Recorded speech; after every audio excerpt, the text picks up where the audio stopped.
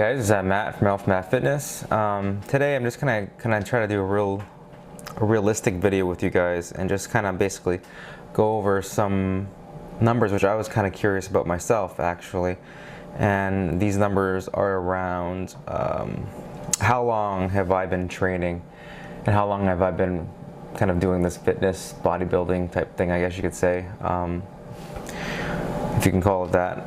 So I basically started working out when I was 17, 18. I think it was around more 18. I kind of dabbled in a little bit of like cardio and track and that sort of thing, runs and jogs and things like that.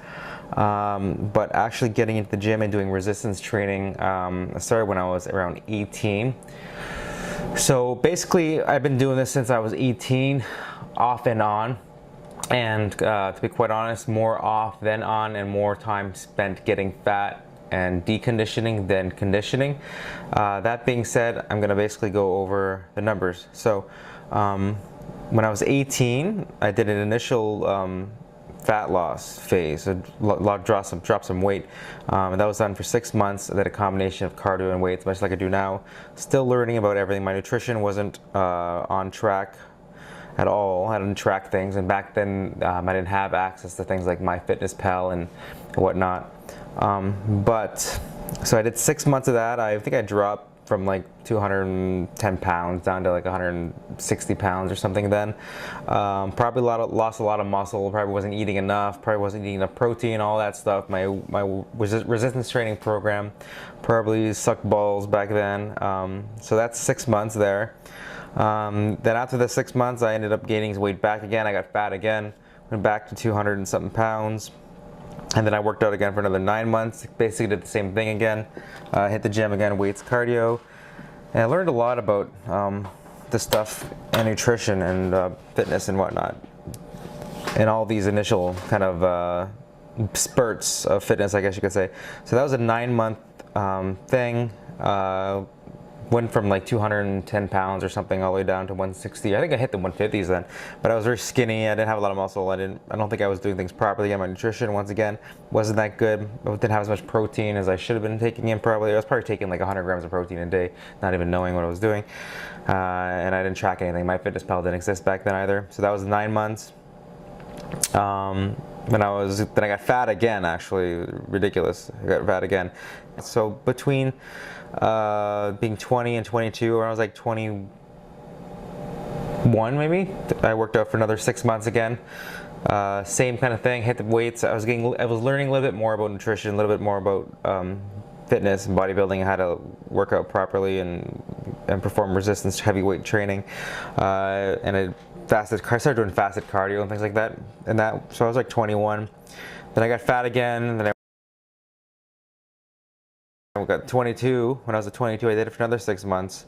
And then I ended up dropping a bunch of weight. Same kind of repetition, same kind of cycle. There was no MyFitnessPal back then, by the way, guys. This is back in like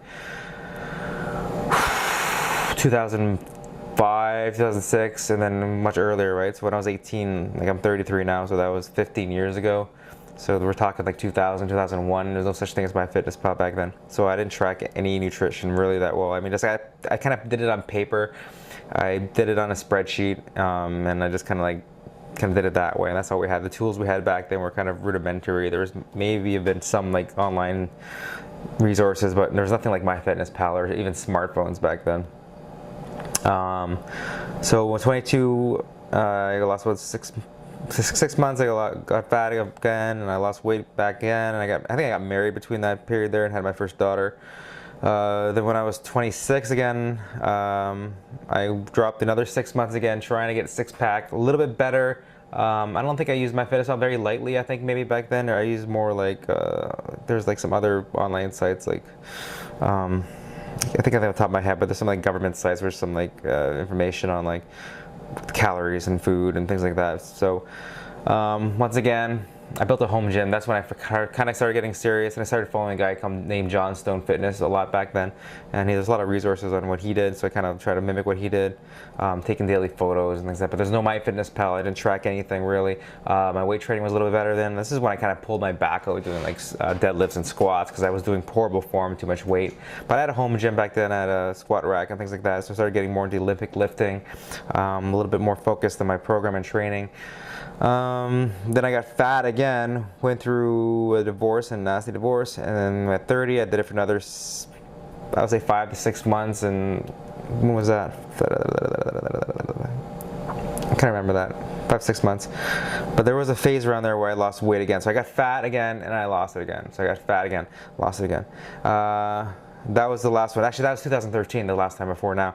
2013. So after 6 months, I lost a whole shitload of weight, went on to 162, and that was before now. And then now it's been 12 months straight of working out, and training, nutrition diligently, and that puts me to a total of about 4.5 years, maybe, if you want to be conservative, 4 years, 4.5 years of training.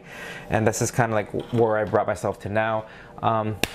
Most of my training has been, I've been in caloric deficit, so I've been trying to cut for literally 15 years. I've been trying to get ripped for 15 years, and this is so important why I keep saying this. I kept falling off the wagon because I would kept quitting, right? So I would quit and I would go back, I would quit and go back. If I would have just stuck to the beginning, I would have the body which I kind of would have wanted this whole time already, like years ago, right?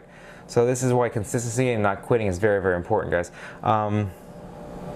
Another note to all this, I have built a lot of muscle through the years. Like I have significantly more strength and size than a lot of beginners. I'm not necessarily a beginner anymore.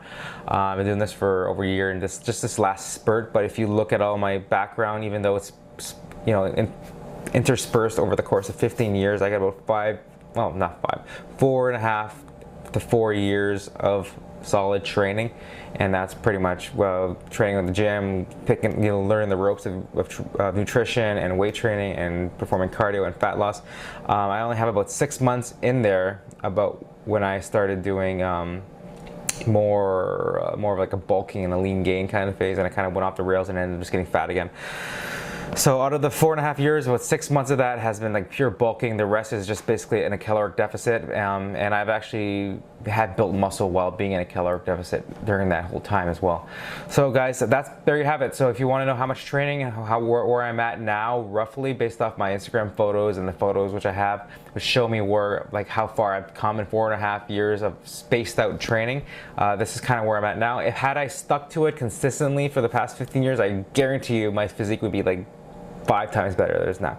So anyways, guys, there you go. So if you have any questions about anything else about how long I've been training or whatnot, you know, I've learned a lot in these years, and one of the big things is being very consistent, being very diligent, and sticking with what you have to do, right? So I've fallen off the wagon so many times. Don't let it happen to you guys.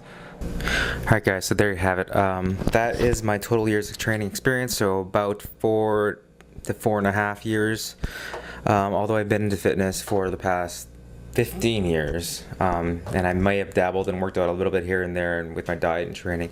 Those are the times when I was actually serious. So 15 years total, about 4.5 years serious, which is a terrible track record, by the way. Something which I'm trying to change now.